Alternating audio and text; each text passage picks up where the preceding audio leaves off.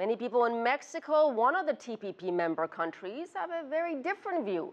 And as Franc Contreras reports, the auto industry there hopes the deal will mean big business. Over the last 20 years, Mexico has become one of the top 5 leading automobile exporters in the world.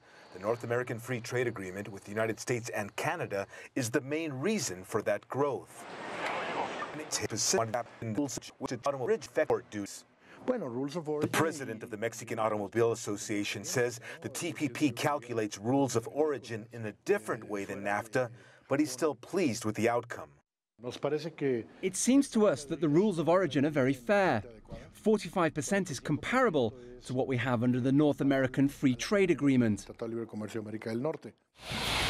If approved by all 12 member nations, the TPP would allow a vast array of Mexican products access to markets in places like Australia, Japan, Malaysia, and New Zealand.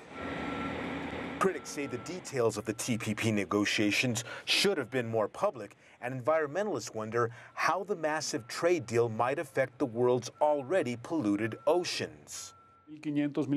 A leading proponent of free trade pacts, Luis de la Calle, says the Trans-Pacific Partnership represents a shift for Mexico, which will no longer see Asia as just a competitor, but instead as a huge opportunity. When history is written, the TPP will be considered a turning point, which will allow Mexico to explore Asia in a bold manner, and not just see it as something that needs to be contained. It's still unclear whether Mexican consumers will ask for products that would eventually come from the other 11 TPP nations. But what is clear is that many more Asian-made products will eventually be sold here in one of Latin America's largest markets. Franc Contreras, CCTV, Mexico City.